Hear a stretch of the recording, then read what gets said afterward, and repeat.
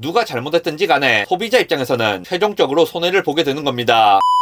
빅투입니다. 피트니스 센터에 다니는 분들 많이 있으실 겁니다. 그런데 피트니스 센터에 갈 때 하루 등록해서 하루 운동하고 이렇게 하시는 분들은 아마 없을 겁니다. 최소 한 달 단위로 끊어서 등록을 합니다. 그런데 한 달이라는 것도 최소 단위일 뿐 한 달 단위로 끊는 사람도 그렇게 많지는 않습니다. 대부분 1년 단위로 할인을 받고 다닙니다. 길게 등록할수록 할인폭도 같이 커지기 때문에 1년 단위로 등록하지 않으면 금전적으로 비싼 돈을 지불하게 됩니다. 게다가 보통 이런 식으로 1년 단위 등록을 하면 서비스로 뭘 챙겨줄 때가 있습니다. 할인은 기본이고 PT 이외 무료 포함이라든지 회원카드 발급에 들어가는 돈을 면제해준다든지 물건을 챙겨준다든지 2년 단위를 등록하면서 1+1으로 표기를 해서 1년 등록 시 1년 무료 이런 식으로 챙겨줍니다. 이렇게 해서 행복하게 운동을 하고 전체 기간을 잘 소진하면 아무런 문제가 없을 텐데 환불을 받을 때 문제가 됩니다. 환불을 받으러 가면 PT 2회 무료라고 되어 있던 부분을 PT 1회당 가격으로 환산해서 환불 금액에서 뺀다든지 가입할 때 줬던 서비스들을 금액에서 빼고 할인받았던 이용료도 원래 가격대로 다 계산해서 환불 금액에서 빼는 겁니다. 거기에 위약금을 더 빼게 되면 배보다 배꼽이 더 큰 상황이 되기도 합니다. 나는 환불을 하려고 했는데 계약 해지를 하려면 오히려 돈을 더 내놓아야 해서 그냥 안 가고 말지 이렇게 되는 겁니다. 그런데 이게 피트니스 센터에만 있는 일이냐? 그렇지가 않습니다. 다른 곳에서도 선수금을 거는 모든 곳에 이와 같은 이슈는 항상 발생할 수 있습니다. 의료계도 똑같습니다. 우리가 보통 피부과나 성형외과에서 미용 성형 목적 관련한 피해 구제 신청이 발생했다고 하면 원인으로 어떤 것이 있다고 생각하십니까? 의료사고 이런 게 먼저 생각날 것이고 성형을 했는데 마음에 안 든다거나 치료를 받았는데 효과가 좀 미흡하다 이런 경우가 많을 것 같죠. 그런데